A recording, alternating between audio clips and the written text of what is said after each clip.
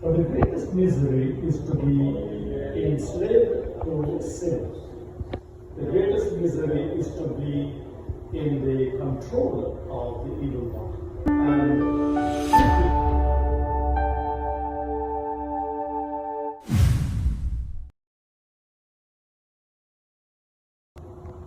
yes, there are the corporal works of mercy.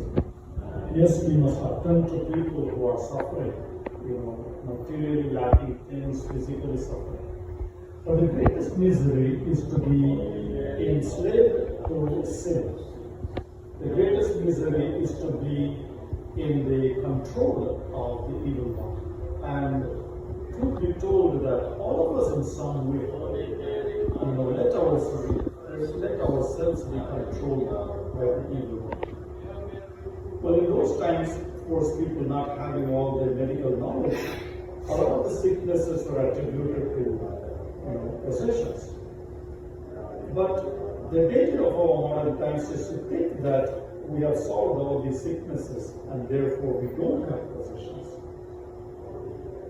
The possessions, the evil possessions, are the deadly sins: pride, anger, lust, covetousness, all of that. These things, in a way, keep us from being free to love God, worship God, serve God with all of our hearts, and to love others.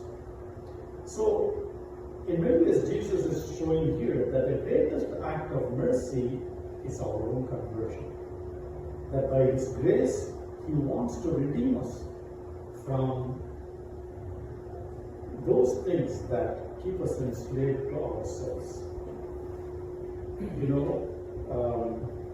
What is it that the greatest thing that keeps us away or keeps us from being free as God's children?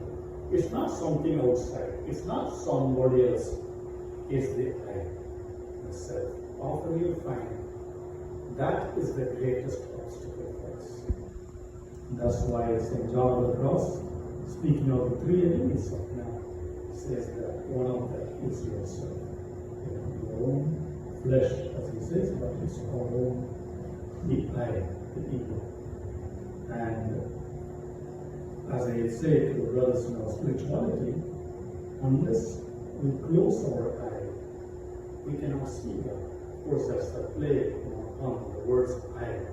It's like something like, unless we close our eye, we cannot see God. Unless we learn to dive to the eye, we're not able to see God. We're not able to perceive the presence of God around us with His mercy. So the greatest act of mercy is to help us and to help others come out of whatever that is that keeps us enslaved to sin. Let's ask the Lord for the grace that in our own lives we may also experience the freedom of being a child of God.